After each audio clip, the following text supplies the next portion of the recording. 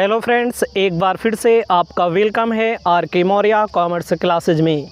इस वीडियो में capital market से रिलेटेड, सिक्योरिटी मार्केट से रिलेटेड, स्टॉक मार्केट से रिलेटेड आपको very important topic capital market बताने जा रहे हैं।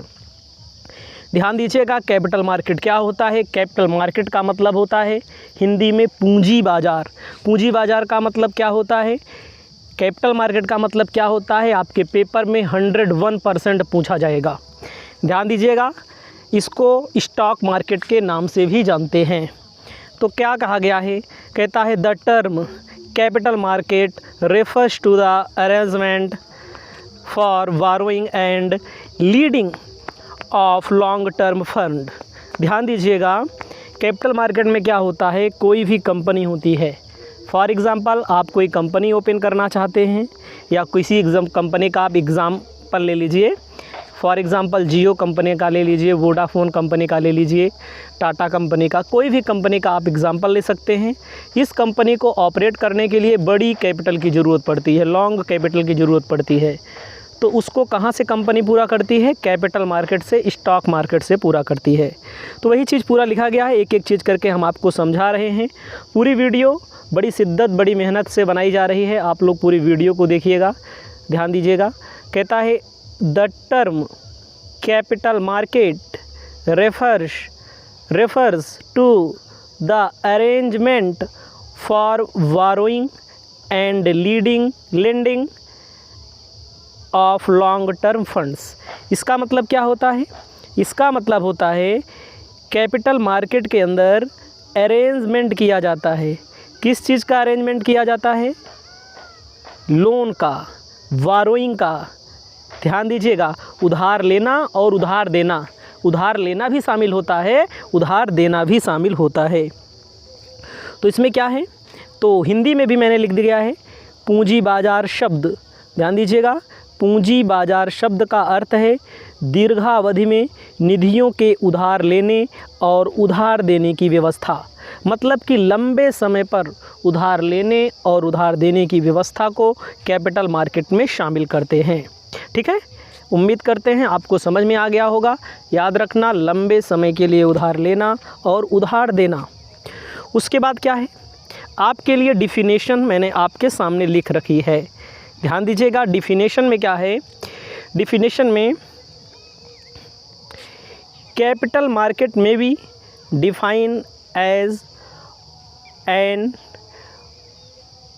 organized mechanism for transfer of money, capital or financial resources from investing parties to entrepreneurs engaged in industry or commerce। ध्यान दीजिएगा, capital market में किस चीज़ को डिफाइन किया जाता है, इन्वेस्टमेंट करने वाले पक्ष। इन्वेस्टमेंट करने वाले पक्ष में कौन कौन से आते हैं, इन्वेस्टर। इन्वेस्टर का मतलब जो व्यक्ति इन्वेस्टमेंट करता है। जैसे आप किसी कंपनी में शेयर खरीदेंगे तो आपको इन्वेस्टर बोला जाता है। जो आप पैसा लगाएंगे उसको इन्वेस्टमेंट बोला जाता है, याद रखिएगा। तो वही चीज़ है, इसमें किसको शामिल किया जाता है, इसमें जो इन्वेस्टर होते हैं, जो मनी का ट्रांसफ़र होता है, कैपिटल का ट्रांसफ़र होता है, फाइनेंशियल रिसोर्सेज होते हैं, जितनी भी पार्टियां होती हैं सबको इसमें शामिल किया जाता है। हिंदी में क्या है, पूंजी बाजार को निवेश करने वाले पक्षों से धन, पूंजी या वित्तीय संसाधनों के हस्तांतरण के लिए एक संगठित तंत्र है, तंत्र के रूप में परिभाषित किया जा सकता है। कहने का मतलब होता है संगठित होता है। संगठित का मतलब ऑर्गेनाइज, नियम कानून से होता है। ठीक है, तो याद रखिएगा, ये सारी चीज़ अपना समझ लीजिए, कोई ज़्यादा दिक्कत नहीं, हम आपको एक एक चीज़ बता रहे हैं। उसके बाद आगे क्या बोला है, देखिए आगे क्या बोला है, इसीलिए हिंदी और इंग्लिश दोनों का मिक्स कंटेंट है। उसके बाद क्या है, capital market consist of channel through which the seeming of the community are made available to industrial and commercial houses and public authorized on long term basis. ध्यान दीजिएगा, पूंजी बाजार में ऐसे चैनल शामिल होते हैं, ऐसे माध्यम शामिल होते हैं जो क्या करते हैं, सेविंग कराते हैं। किसकी सेविंग कराते हैं? कम्युनिटी का मतलब समाज की, समुदाय की, ठीक है। और उसके बाद मेड अवेलेबल टू इंडस्ट्रियल, जो समाज, हम लोगों का पैसा जो बचता है, जो बैंकों में रखा जाता है, जो, ठीक है, तो इस जो आप बैंक में रख सकते हैं, आप शेयर खरीद सकते हैं, तो आपका जो पैसा है इस पैसे को लगाकर पैसा कमाया जाता है, ठीक है। कहाँ कहाँ देखिए क्या बोल रहा है, commercial houses and public authorities on long term basis it channelize private saving into investment thought capital issue or new public loan raised by government and semi-government undertaking and sale of old security thought stock exchanges और other channel। ध्यान दीजिएगा, जो हम लोगों की बचत का पैसा होता है, यही चीज़ हिंदी में बताया गया है, हम लोगों की बचत का पैसा होता है, उसको कहाँ शामिल किया जाता है? उसके लिए सरकारी कंपनी खोली जाती है, गवर्नमेंट, सेमी का मतलब अर्ध सरकारी कंपनी खोली जाती है, ध्यान दीजिएगा, ठीक है। उसके बाद स्टॉक एक्सचेंज के माध्यम से प्रतिभूतियों का जो शेयर होते हैं, प्रतिभूति का मतलब यहाँ पर सिक्योरिटी का मतलब शेयर होता है, डिवेंचर होता है, उनको सेल किया जाता है। सेल करने वाले सेल करते हैं, कंपनियां सेल करती हैं, पब्लिक परचेज करते हैं। पब्लिक जो होती है जब उसको पैसे की ज़रूरत लगती है तो भी अपना सेल कर सकती है। अब आपको मैं बता दूं फंक्शंस ऑफ कैपिटल मार्केट, पूंजी बाजार के कार्य। आपके सामने एक एक चीज़ मैंने लिखा है, बढ़िया से समझा दे रहे हैं पॉइंट वाइज। पूंजी बाजार के कार्य में main feature function of capital market और पूंजी बाजार के मुख्य कार्य हैं। पहला, channelizing saving of people to industry and commerce, लोगों की बचत को उद्योगों और वाणिज्य में लगाना। थोड़ी देर के लिए मान लीजिए हमारे पास पैसा है, मैं पैसा कमा रहा हूँ, आप पैसा कमा रहे हैं। आप पैसा कमाएंगे तो क्या करेंगे? खर्च करेंगे। खर्च करने के बाद जो बचेगा आप सोचेंगे कि इस पैसे को बैंक में जमा करें तो कुछ ब्याज मिले। बट मैं आपको बता दूँ, बैंक तो एक छोटी बात हो गई, लेकिन बहुत सारे लोग ऐसे होते हैं जो अपना पैसा बिजनेस में लगाते हैं। बिजनेस का मतलब स्टॉक खरीद लेते हैं, कैपिटल मार्केट में शेयर खरीद लेते हैं, डिवेंचर खरीद लेते हैं। आप जानते होंगे शेयर का दाम बढ़ता भी है, घटता भी है। जब बढ़ जाता है तो अच्छी खासी इनकम भी हो जाती है। अगर आप वही पैसा बैंक में रखे रहेंगे तो बैंक में आपकी इनकम उतनी नहीं बढ़ेगी। तो कहने का मतलब जो पब्लिक की बचत है उसको चैनलाइज करके, उसको पीपल और इंडस्ट्री के माध्यम से, ठीक है, पीपल की इनकम को, सेविंग को इंडस्ट्री में और कॉमर्स में लगा दिया जाता है। उम्मीद करते हैं समझ में आया होगा। दूसरा number, securing foreign capital to fill up the deficit और required resource and supply of funds. ध्यान दीजिएगा, आवश्यक संसाधनों और धन की आपूर्ति, घाटे को भरने के लिए विदेशी पूंजी को सुरक्षित करना। आपको जानकारी होनी चाहिए, अगर कोई घाटा है, सरकारी चाहे घाटा हो चाहे प्राइवेट घाटा हो, घाटे को पूरा करने के लिए कहीं ना कहीं से फंड्स की व्यवस्था करनी पड़ती है। चाहे इंडिया का हो, इंडियन करेंसी से हो, चाहे फॉरेन करेंसी से हो, तो देखिए घाटे की व्यवस्था करनी पड़ती है यहाँ पर भी। थर्ड नंबर देखिए, directing financial resources to projects yielding highest return or toward project which are necessary for the economic growth of the country। कहा गया है, समझिएगा, अगर आपको ज़्यादा पैसा लेना है, ध्यान दीजिएगा, अगर आपके पास पैसा है 10 लाख, 5 लाख, 1 करोड़, 2 करोड़, जो भी पैसा है, अगर आपको उसको जल्दी से बढ़ाना है, उस पर हाईएस्ट रिटर्न लेना है, रिटर्न का मतलब इनकम जनरेट करना है, तो आपको क्या करना पड़ेगा? आपको उसको उन परियोजनाओं में लगाना पड़ेगा, उन प्रोजेक्ट में लगाना पड़ेगा जिसकी ग्रोथ आने वाले समय में तेज़ी के साथ हो रही हो। अगर आपको ज़्यादा पैसा कमाना है, ठीक है, तो ध्यान दीजिएगा, इन्वेस्टमेंट वहाँ किया जाता है जहाँ पर नई परियोजना होती है, न्यू प्रोजेक्ट होता है, नई टेक्नोलॉजी होती है, ठीक है। उसके बाद कुछ और चीज़ें बताई गई हैं, सब अच्छे से मैंने बनाया है, बढ़िया स्ट्रक्चर बना दिया है। Following are the main feature of capital market. आपके पास मेन फीचर, कैपिटल मार्केट के कौन से फीचर, मेन फीचर कुछ दिए गए हैं। सबसे पहले होता है पहला, first number, dealing in long term security. Capital market deals in long term, दीर्घकालीन प्रतिभूतियों में लेन देन। आपको मैं बता दूं, कैपिटल मार्केट में दीर्घकालीन मतलब 10 से 15 साल, 20 साल, 25 साल के लिए लेन देन किया जाता है। आप सोच रहे होंगे सर जैसे कोई शेयर खरीद ले, क्या वो 10 साल तक नहीं सेल कर सकता? उसको सेल कर सकते हैं, लेकिन अदर कंपनी दूसरे व्यक्ति को सेल कर सकते हैं। रुक जाइएगा थोड़ा सा, यहाँ पर आप देख सकते हैं सिक्योरिटीज़ का मतलब क्या है। सिक्योरिटीज़ का मतलब है शेयर, डिवेंचर एंड बॉन्ड्स। ठीक है, शेयर पे डिविडेंड मिलता है, डिवेंचर बॉन्ड्स पे इंटरेस्ट मिलता है। उसके बाद नेक्स्ट क्या करना है, इसको भी आपको देखना है। Second, dealing in marketable and non marketable security. Marketable and non marketable मतलब कि विपणन योग्य, गैर विपणन योग्य। मार्केटेबल का मतलब विपणन योग्य, नॉन मार्केटेबल का मतलब गैर विपणन योग्य। कहता है capital market deal into both marketable and non marketable security. Marketable security are those which can be transferred. मतलब कि जो मार्केटेबल सिक्योरिटी होती है, जैसे शेयर होता है, उसका ट्रांसफ़र किया जा सकता है। जैसे हमने ख़रीदा, उसको अगले व्यक्ति को ट्रांसफ़र कर सकते हैं, उसको अगले व्यक्ति को बेच भी सकते हैं। नॉन मार्केटेबल क्या होता है, चाहे शेयर हो, चाहे डिवेंचर हो, चाहे गवर्नमेंट बॉन्ड्स हो। नॉन मार्केटेबल क्या होता है, non marketable security can not be transfer. इसका ट्रांसफ़र अगले पर्सन को, अगले व्यक्ति को नहीं किया जा सकता है। जैसे डिपॉजिट्स, बैंक लोन, एडवांस्ड, ठीक है, ये होता है नॉन मार्केटेबल सिक्योरिटी। इसको दूसरे को नहीं ट्रांसफ़र किया जा सकता है।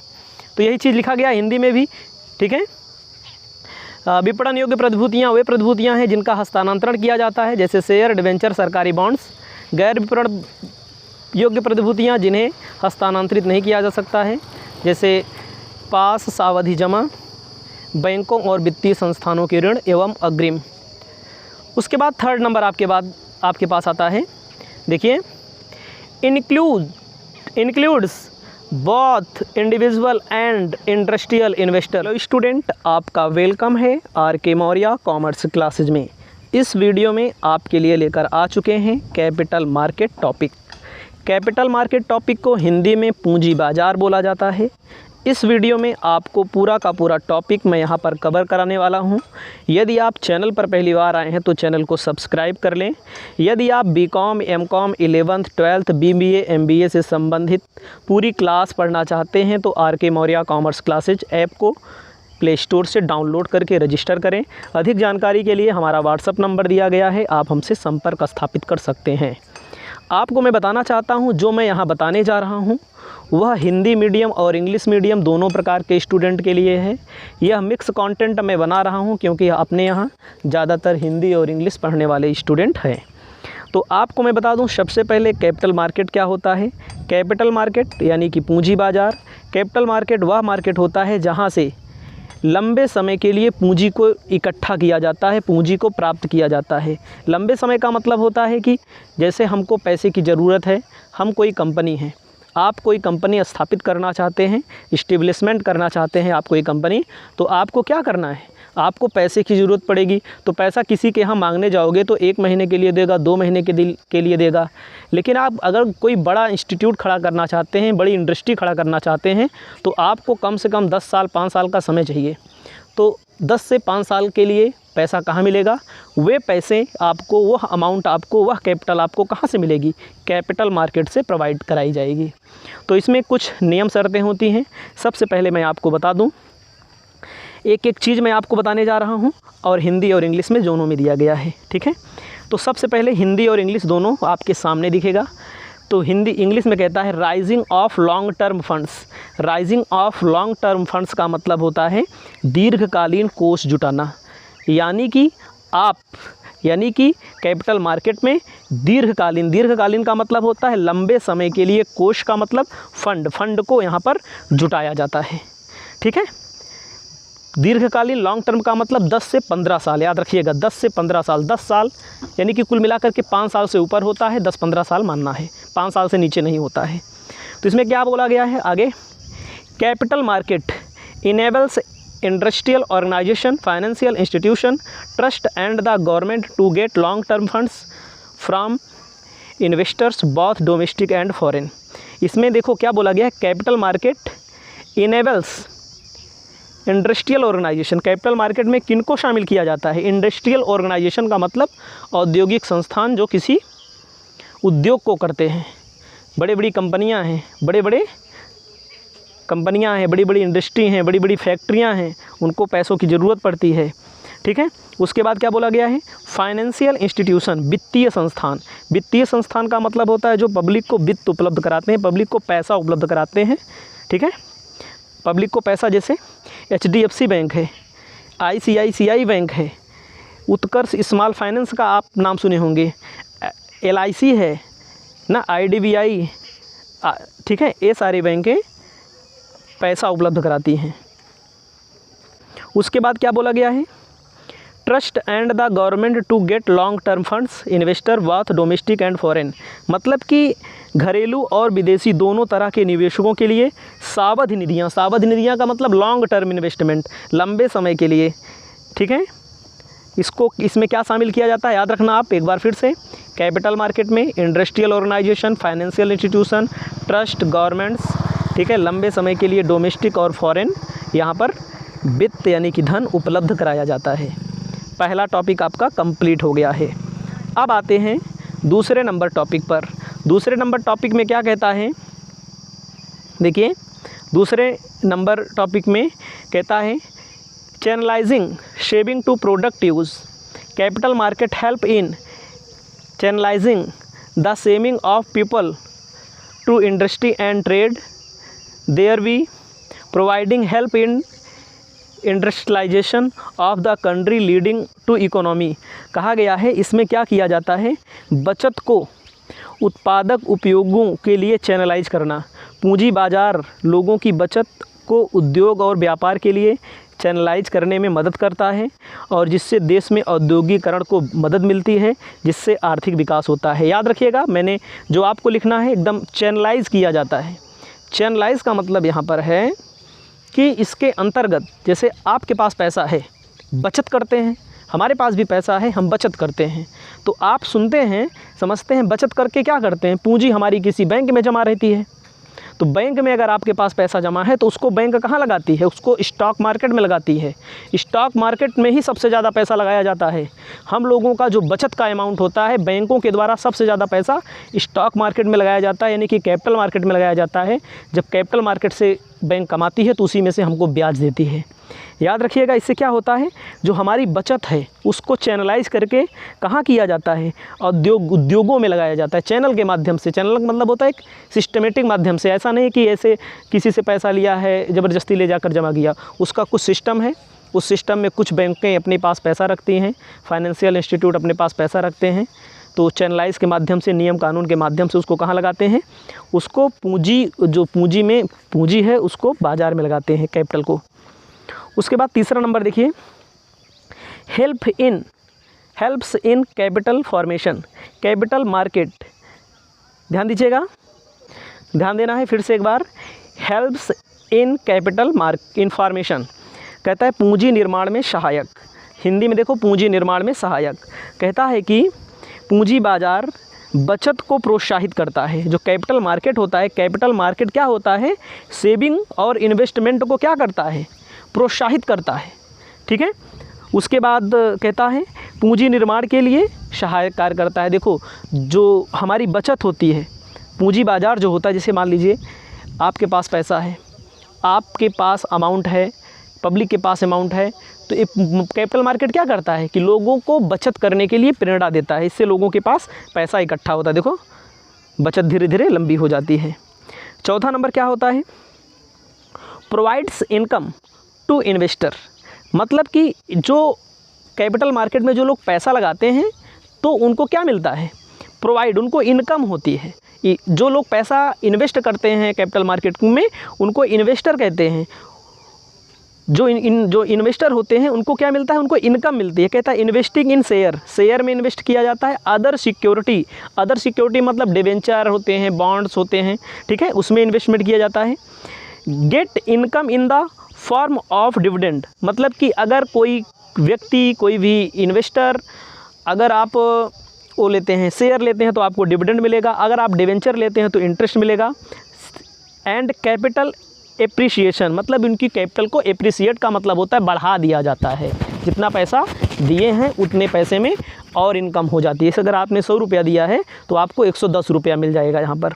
तो वही चीज़ हिंदी में लिखा गया है, देखो, निवेशकों को आय प्रदान करना, शेयरों और अन्य प्रतिभूतियों में निवेश करके निवेशकों को लाभांश, ब्याज और पूंजी में वृद्धि के रूप में आय मिलती है। इसको आप समझ गए होंगे। उसके बाद 5वां नंबर क्या होता है, प्रोवाइड लिक्विडिटी टू इन्वेस्टमेंट। इसका मतलब क्या होता है, निवेश को तरलता प्रदान करें। आप सोचिएगा थोड़ी देर के लिए कि जैसे आपका पैसा है, आप सोचते हैं, आप सुनते हैं, आपने बैंक में, ज़्यादातर लोग बैंक में पैसा जमा करते हैं या ज़्यादातर लोग शेयर ख़रीदते हैं। जब आप बैंक में पैसा जमा करते हैं, शेयर्स में पैसा लगाते हैं, तो जब चाहें आप तब शेयर को बेच सकते हैं। बैंक में पैसा अगर आपने जमा किया है तो जब चाहें तब आप बैंक से पैसा निकाल सकते हैं। लिक्विडिटी प्रदान की जाती है। लिक्विडिटी का मतलब जब चाहें तब आप, आज है आपने एफडी किया हुआ है, आज आपके पास शेयर है, तुरंत आपको पैसा मिल जाएगा। तो इसमें यही चीज़ बताया गया है। कहता है through capital market investor can be convert their money to security, मतलब कि उसको जो सिक्योरिटी होती है उसको मनी में परिवर्तित तुरंत कर दिया जा सकता है। वैसे भी जाइए, आपने LIC लिया है, LIC का बॉन्ड लिया है, आपने थोड़ी देर के लिए मान लीजिए FD किया है, तुरंत FD का कागज़ लेकर जाइए, तुरंत आपका, आजकल तो सब ऑनलाइन हो रहा है मोबाइल से ही, कि ये हो तुरंत आपने FD किया, तुरंत आपको पैसा मिल जाएगा, आपके अकाउंट में तुरंत ट्रांसफ़र हो जाएगा। And when need of money, अगर जब आपको मनी की ज़रूरत हो, can sell the security and gate cash. जब हो सकता है, कभी कभी होता है ना, सिक्योरिटी कई प्रकार की होती है, शेयर होता है, डिवेंचर होता है, शेयर में इक्विटी शेयर होता है, प्रेफरेंस शेयर होता है, उसको बदल भी सकते हैं आप, ठीक है, उसको बेच सकते हैं, ठीक है। 6 नंबर आपके सामने क्या कहा है, attract foreign investor. Attract foreign investor का मतलब होता है विदेशी निवेशकों को आकर्षित करना। कहता है कैपिटल मार्केट जो होता है विदेशी निवेशकों को आकर्षित करता है, अट्रैक्ट करता है। Capital market provide the channel through which foreign institutional investors and non resident Indian can invest their funds and Indian security. आप सोचिए, बहुत सारे लोग इंडिया के हैं, वे अमेरिकी कंपनी का, एप्पल कंपनी का खरीदते हैं शेयर। एप्पल अमेरिकी कंपनी है, चाइना की कंपनी का शेयर खरीदते हैं। बहुत सारे लोग ऐसे हैं जो विदेशों में हैं, इंडिया की कंपनी का खरीदते हैं। तो कैपिटल मार्केट क्या करता है, कैपिटल मार्केट पूंजी बाजार को अंतर्राष्ट्रीय स्तर पर, विदेशी स्तर पर क्या करता है, लोगों को प्रोत्साहित करता है।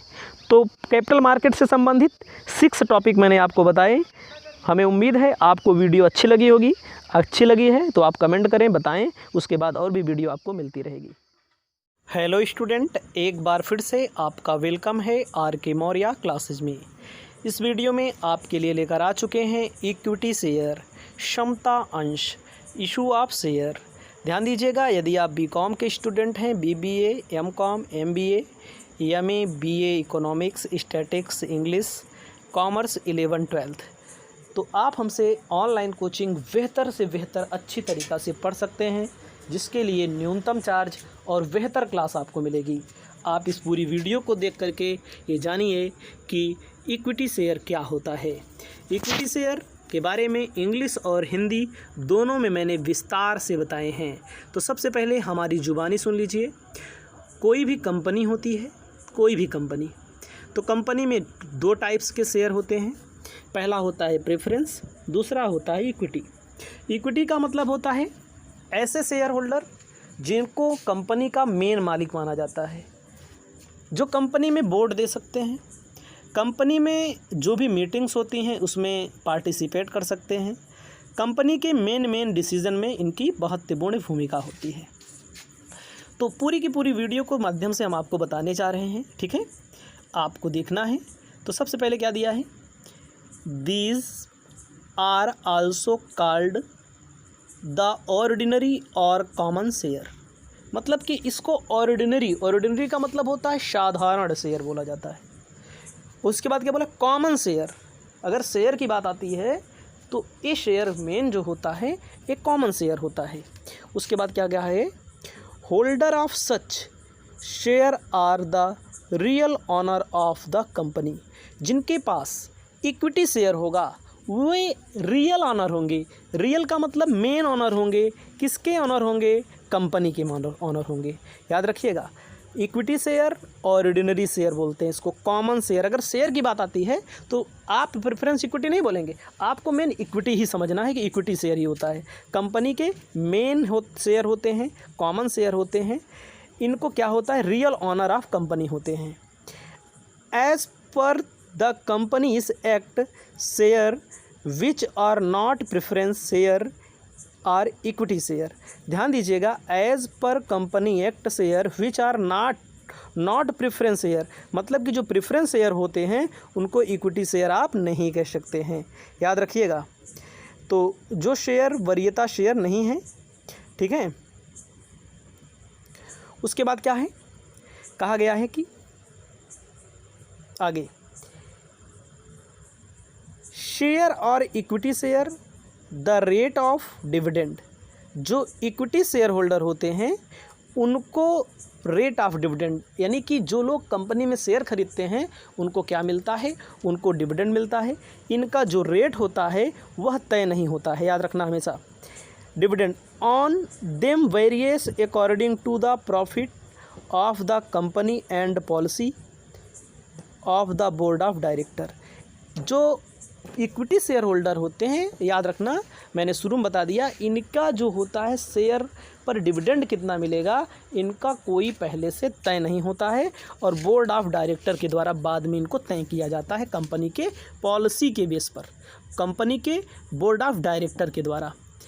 The equity share holders control and affairs of the company as they are the person who elect director. जो बोर्ड ऑफ डायरेक्टर होता है अपने आप नहीं आ जाता बोर्ड ऑफ डायरेक्टर। जो बोर्ड ऑफ डायरेक्टर होता है उनको कौन नियुक्त करता है? उनको इक्विटी शेयर होल्डर की मीटिंग में वो वोटिंग होती है, वोटिंग के बेस पे बोर्ड ऑफ डायरेक्टर को नियुक्त किया जाता है, अपॉइंट दिया जाता है, ठीक है। And attempt company meeting. ध्यान दीजिए मैं क्या बोल रहा हूँ, पूरी चीज़ समझिएगा। बोर्ड ऑफ डायरेक्टर डिविडेंड के रेट को तय करता है। ऐसा नहीं कि बोर्ड ऑफ डायरेक्टर चाहे जो बन जाए, जो इक्विटी शेयर होल्डर होंगे वो उनकी मीटिंग होगी, मीटिंग में निर्णय लिया जाता है, ठीक है। आगे देखिए, यही चीज़ हिंदी में भी बताया गया है। They wear risk in the hope of high dividend and appreciation of capital. तो इनको जो डिविडेंड मिलता है हाई होता है, मतलब पहले से भले ना तय हो, लेकिन जो मिलेगा मालिक है, घर का मालिक अच्छा काम करेगा तो उसका परिणाम उसको ही मिलेगा। हाई मिलता है, हाई डिविडेंड। और इनकी जो कैपिटल होती है, इनकी जो शेयर की कैपिटल होती है, एप्रिसिएट का मतलब बढ़ती है, याद रखना। अब इसमें क्या कहा गया है, इन्हें साधारण हिंदी में या सामान्य शेयर भी कहा जाता है। ऐसे शेयरों के धारक कंपनी के असली मालिक होते हैं। कंपनी के नियम के अनुसार जो शेयर वरीयता शेयर नहीं हैं, ये इक्विटी शेयर हैं। उन पर लाभांश की दर मुनाफे और निदेशक मंडल की नीति के अनुसार बदलता रहता है। इक्विटी शेयर धारक कंपनी के मामलों में नियंत्रण करते हैं, क्योंकि ऐसे व्यक्ति होते हैं जो निदेशकों का चुनाव करते हैं, डायरेक्टर का चुनाव ऊपर मैंने बता दिया करते हैं, और जो कंपनी की बैठकों में भाग लेते हैं, कंपनी की मीटिंग में पार्टिसिपेट करते हैं, और उन्हें उच्च और पूंजी की सराहना की आशा में जोखिम उठाते हैं। जैसे होता है ना, प्रेफरेंस जो होता है तो उनका फिक्स होता है, और इनका इक्विटी वालों का फिक्स नहीं होता है। तो ये लोग कंपनी के बारे में अच्छी चीज़ें सोचते हैं कि कंपनी हमारी आगे जाए, और प्रेफरेंस रहेगा तो प्रेफरेंस वालों को तो पक्का मिलेगा जितनी भी बात हुई रहेगी। उसके बाद आपको लिखना है फीचर ऑफ इक्विटी शेयर। आप देखिए, फीचर का मतलब इक्विटी शेयर की विशेषताएँ। सारी चीज़ें मैं आपको एकदम स्टेप टू स्टेप बता दे रहा हूँ, बाकी आप अपनी मर्जी से लिखना हो तो लिख लेना। कहता है right to control, equity share holders control of the company by electing board of director. अब देखिए, बोर्ड ऑफ डायरेक्टर अच्छा काम नहीं करेगा तो बाद में बाहर भी इसको बिठाया जा सकता है। तो इक्विटी शेयर होल्डर का जो राइट होता है वो सबसे पहला राइट होता है इलेक्ट करने का। इलेक्ट का मतलब होता है बोर्ड ऑफ डायरेक्टर को वोट देने का। जिसको वोट देंगे वही बनेगा, जिसको ज़्यादा वोट मिलेगा वही बन जाएगा। अपॉइंटिंग ऑडिटर, बोर्ड ध्यान दीजिएगा, ऑडिटर को अपॉइंट कर सकता है equity share holder and thought voting the journal body meeting, कोई जर्नल मीटिंग हो तो वोट देने का अधिकार इक्विटी को होगा, डिवेंचर को नहीं होगा, प्रेफरेंस शेयर को नहीं होगा, लेकिन इक्विटी को होगा। ऑल इम्पॉर्टेंट मैटर, कोई इम्पॉर्टेंट मैटर हो। In the practice how ever it is small group of share who have real control over the company.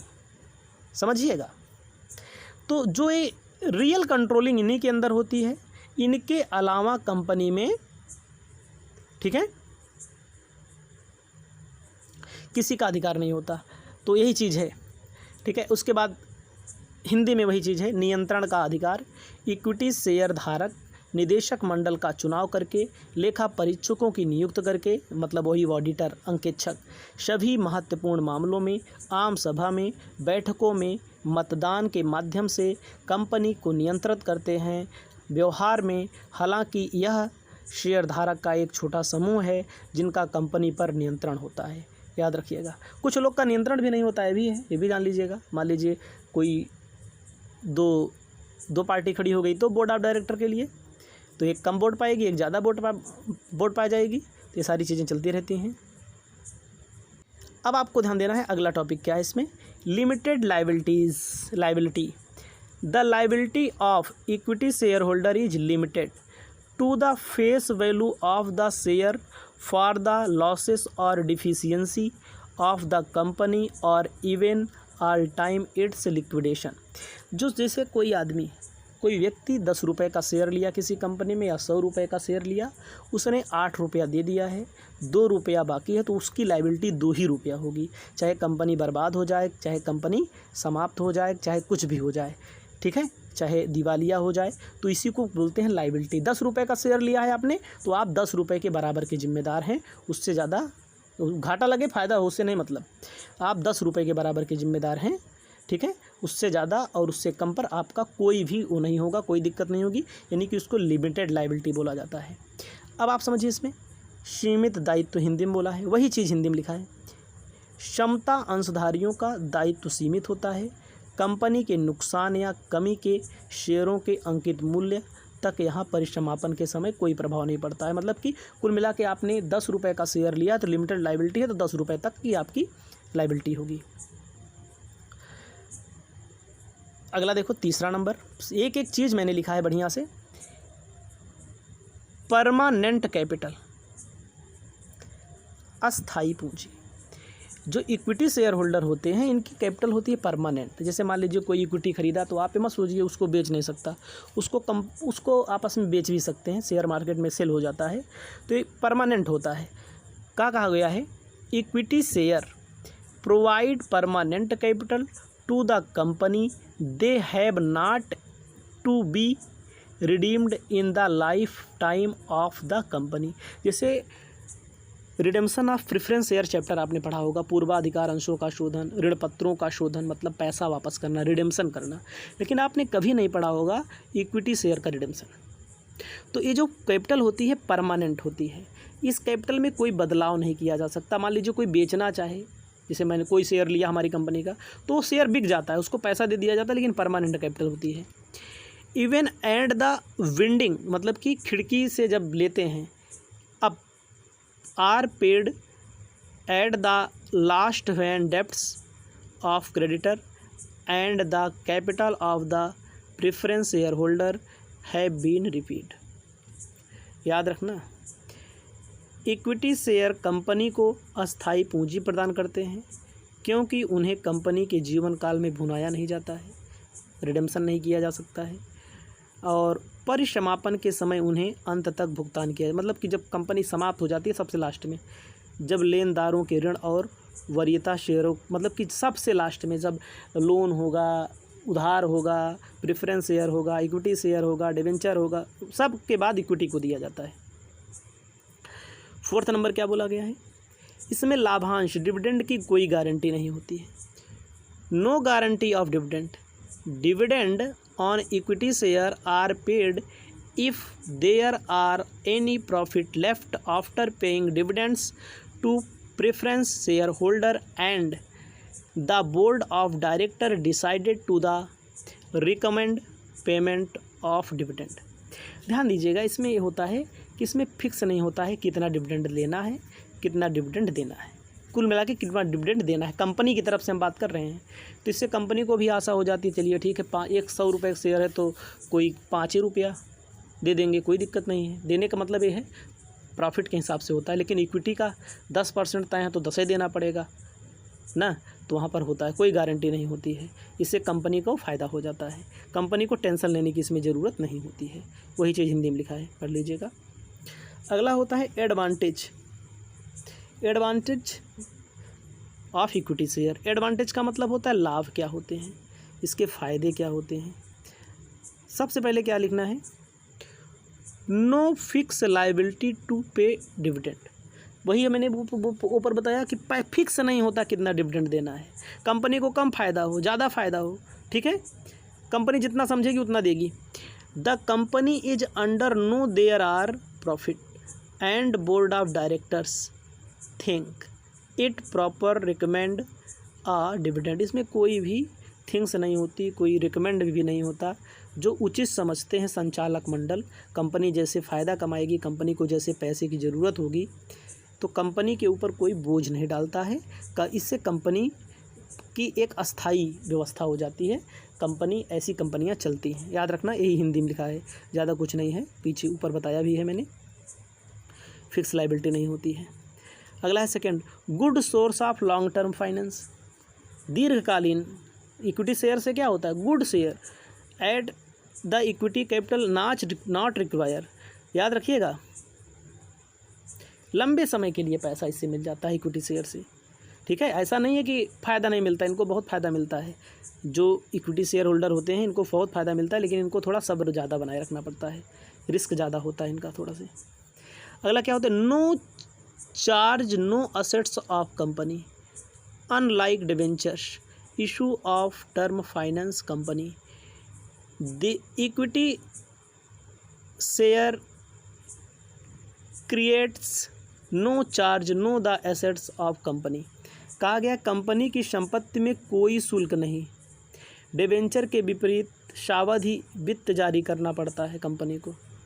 Equity share की संपत्ति पर कोई शुल्क नहीं होता। इक्विटी शेयर होल्डर वालों का संपत्ति पर कोई अधिकार नहीं होता, लेकिन कंपनी को फ़ायदा होगा तो इनको डिविडेंड दिया जाता है ना। उसके बाद ये कितना बताया मैंने, तीसरा बताया। अगला कुछ है, the company can rise fund future issuing, ठीक है।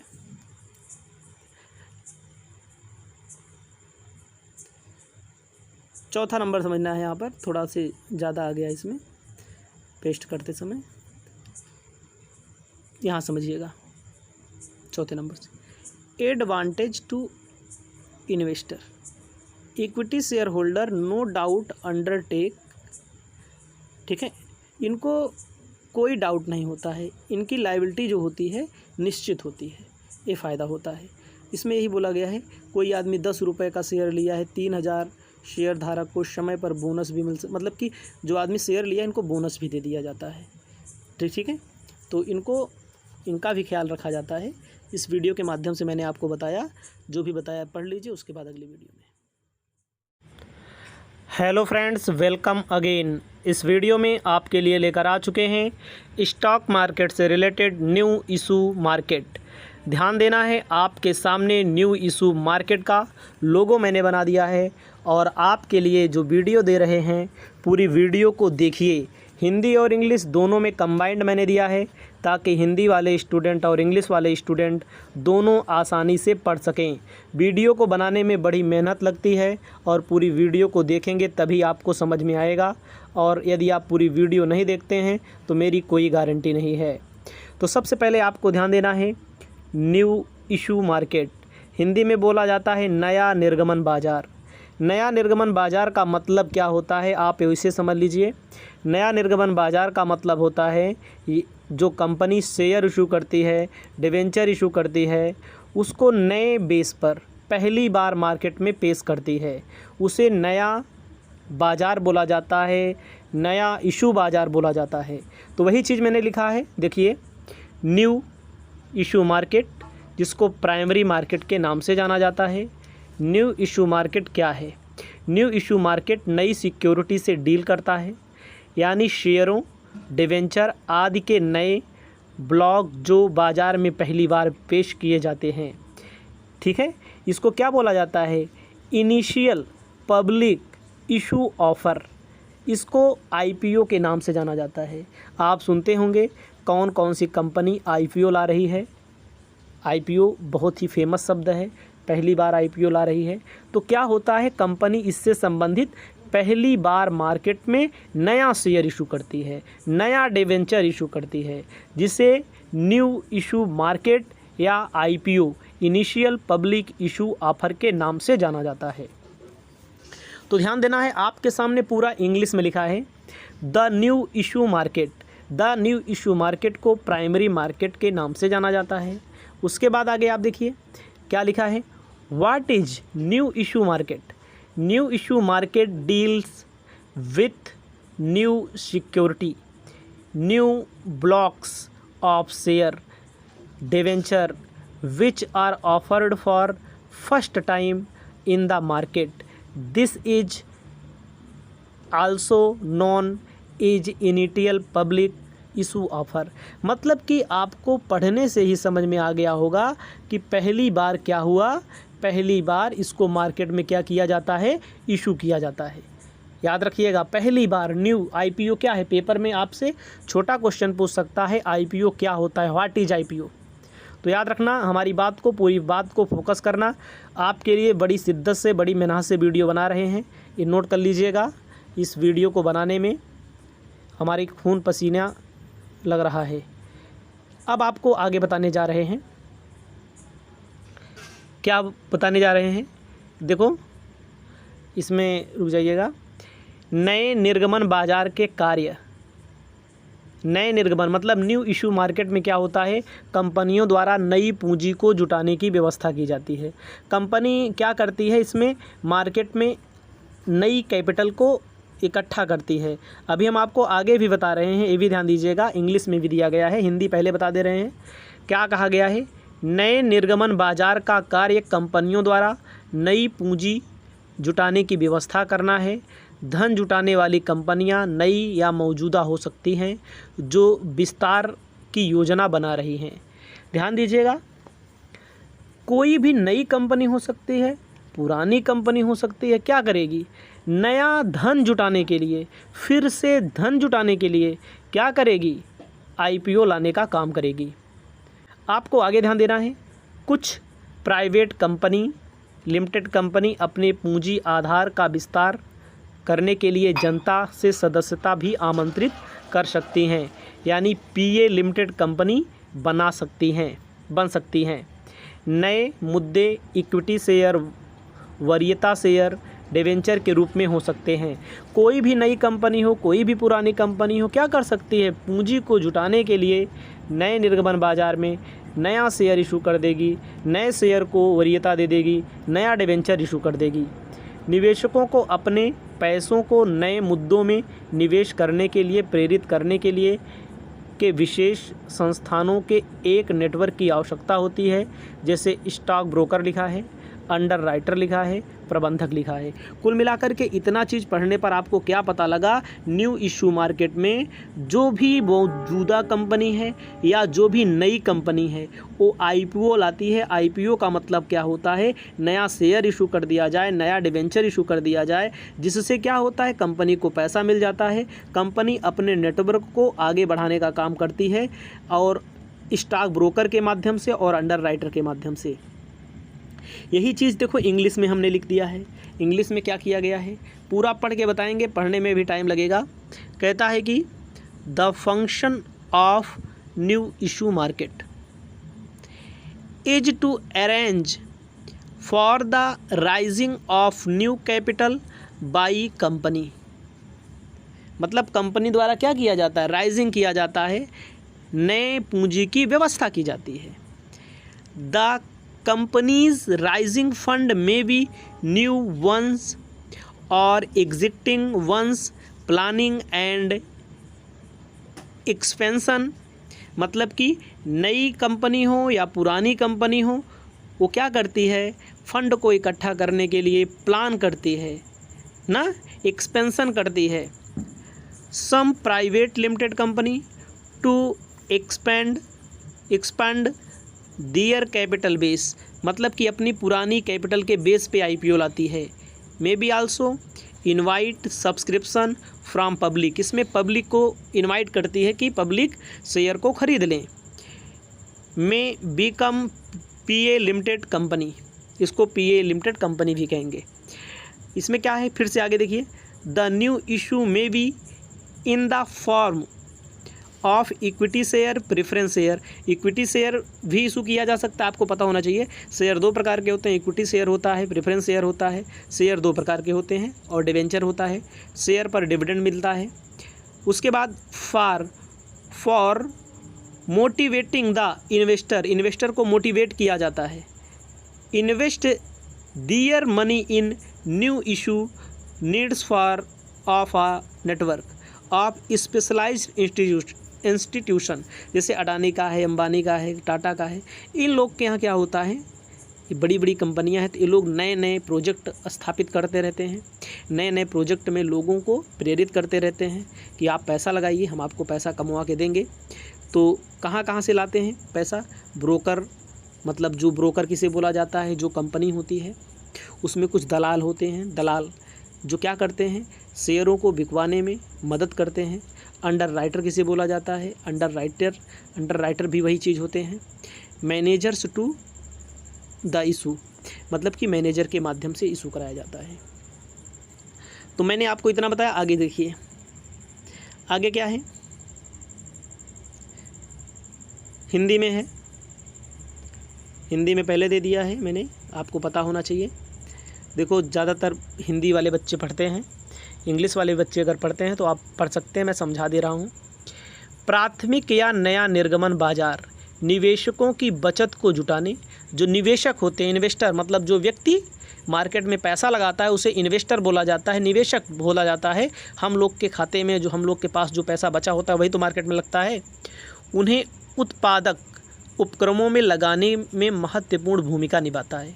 मतलब कि उत्पादक का मतलब टाटा, बिरला, अंबानी, अडानी, एयरटेल, जितनी कंपनियां आपको दिख रही हैं, सैमसंग, ठीक है, चाहे देसी कंपनी हो चाहे विदेशी कंपनी हो, ये पब्लिक के पैसे से ही चलती हैं।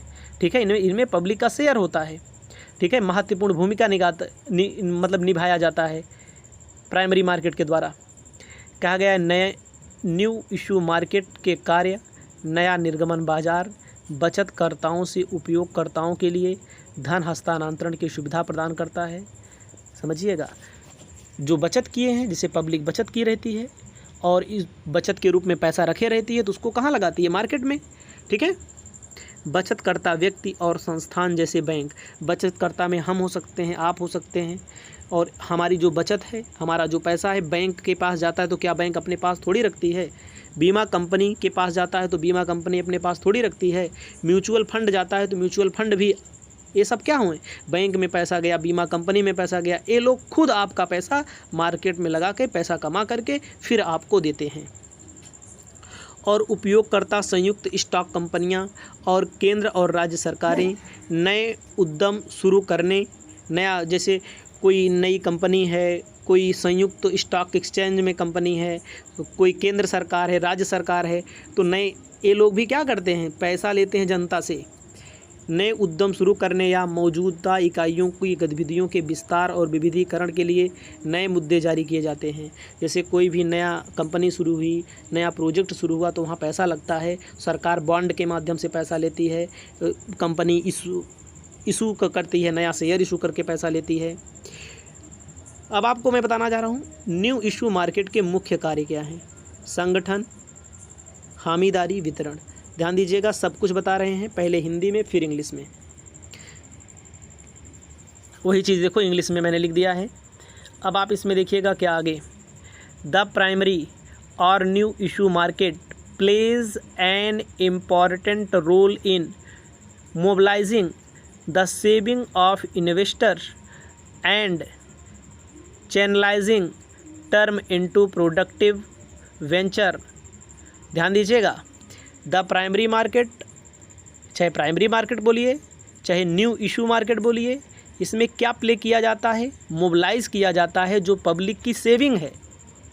समझिएगा, जो पब्लिक की सेविंग है, याद रखिएगा, पब्लिक की सेविंग है मतलब बचत है, उसको चैनल के माध्यम से कहाँ ले जाया जा सकता है, उसका प्रयोग प्रोडक्ट को पैदा करने में लगाया जाता है। ठीक है, चाहे आप लगाएंगे, आप किसी कंपनी में शेयर खरीद लें, नहीं तो आपका पैसा बैंक में रखा है तो बैंक आपके पैसे से शेयर खरीदती है, डिवेंचर खरीदती है, प्रोडक्टिविटी करती है, तभी तो आपको ब्याज देगी। अब आगे है function of new issue market. इसके फंक्शन क्या हैं? कहता है new issue market facilities transfer of fund from the savers to the users. ध्यान दीजिएगा, न्यू इशू मार्केट क्या करती है? न्यू इशू मार्केट फैसिलिटी देती है ट्रांसफ़र ऑफ फंड करने की, फ्रॉम द सर्वर्स, सेवर्स मतलब सेव करने वाला, जो बचत करता है। जैसे हम लोग हैं, पैसा बचत करके बैंक में रखे रहते हैं, एफडी करा देते हैं, तो हमारा पैसा बैंक क्या करती है, उसको क्या करेगी, चैनल के माध्यम से ना, इंस्टीट्यूट के माध्यम से, इंडिविजुअल के माध्यम से कहाँ लेकर जाती है? क्या बोला है? The saver are the individual, हम लोगों का सेव पैसा, अथवा एंड किसका, इंस्टीट्यूट का। कोई भी इंस्टीट्यूट है, कोई भी कॉलेज है, उनका भी तो पैसा होता है। लाइक बैंक का के बाद भी पैसा बचता है। इंश्योरेंस कंपनी, म्यूचुअल फंड, ये सब क्या करते हैं, एक चैनल के माध्यम से इन सब का पैसा कहाँ यूज किया जाता है? User are joint stock company, इन सब का पैसा जो बचत होता है सब स्टॉक कंपनी में जाता है।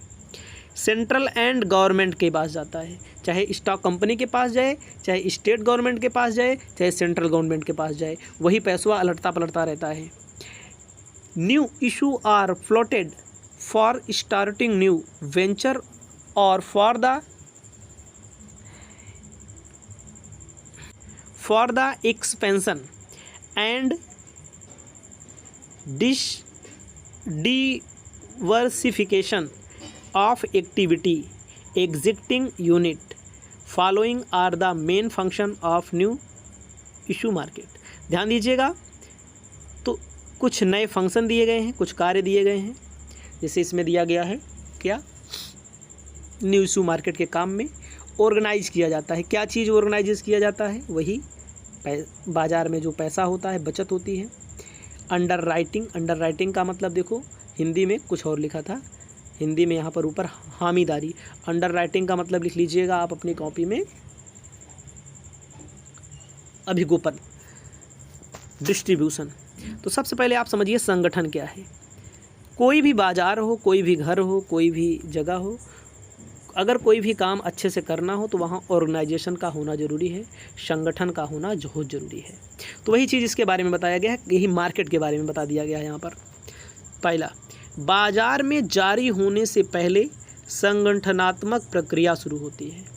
बाज़ार में जाने से पहले या जारी होने से पहले, जैसे आप मार्केट में जाते हैं कोई सामान खरीदने, तो पहले सोचते विचारते रहते हैं कौन कौन सी सब्ज़ी लेनी है, कौन कौन सा दाल लेना है, आटा लेना है, फुल्की चाट खाना है। तो उसी प्रकार यहाँ शेयर मार्केट में आप देखेंगे, यह नई परियोजना की जांच, जैसे नया प्रोजेक्ट बनाना है, नया प्रोजेक्ट मतलब होता है नई कंपनी शुरू करनी है, तो उसकी जांच की जाएगी, उसका विश्लेषण किया जाएगा, उसका प्रसंस्करण किया जाएगा, उसकी गतिविधियों से संबंधित सारी कुछ निचोड़ को निकाला जाएगा। इस सत्र पर परियोजना की तकनीकी, आर्थिक और वित्तीय व्यवहार्यता के बारे में अध्ययन किया जाता है। तकनीक का मतलब कौन कौन सी टेक्नोलॉजी लगेगी, पैसा कहाँ से आएगा, सही है कि नहीं, कितना पैसा लगेगा, इन सब का सावधानीपूर्वक अध्ययन किया जाता है। यदि परियोजना को व्यवहारिक पाया जाता है कि ठीक है परियोजना, तो उसको जारी किया जाता है। ध्यान दीजिएगा, सब कुछ कर लिया जाता है। मार्केट में घुसने से पहले क्या किया जाता है, सबसे पहले जांच पड़ताल सारी चीज़ें कर ली जाती हैं। तो उसके बाद क्या किया जाता है, उसके बाद कंपनी क्या करती है, इक्विटी या प्रेफरेंस शेयर या डिबेंचर के माध्यम से पब्लिक को बताती है कि हम नया शेयर इशू कर रहे हैं, आईपीओ ला रहे हैं, आप हमारे यहाँ आइए और हमें पैसा दीजिए, हम आपके पैसे को बढ़ा करके आगे ले जाएंगे, डिविडेंड के रूप में हम आपको देंगे। उसके बाद क्या बोला गया है, उसके बाद इशू के मूल्य निर्धारण के बारे में भी निर्णय लिया जाना है, चाहे वह सम मूल्य पर हो। सम मूल्य का मतलब 100 रुपये का शेयर 100 में इशू हो। प्रीमियम का मतलब होता है 100 रुपये का शेयर 110 मतलब 100 से ज़्यादा में इशू हो। ठीक है। एक नए मुद्दे में आयोजन अगला कदम जारी किया जाता है।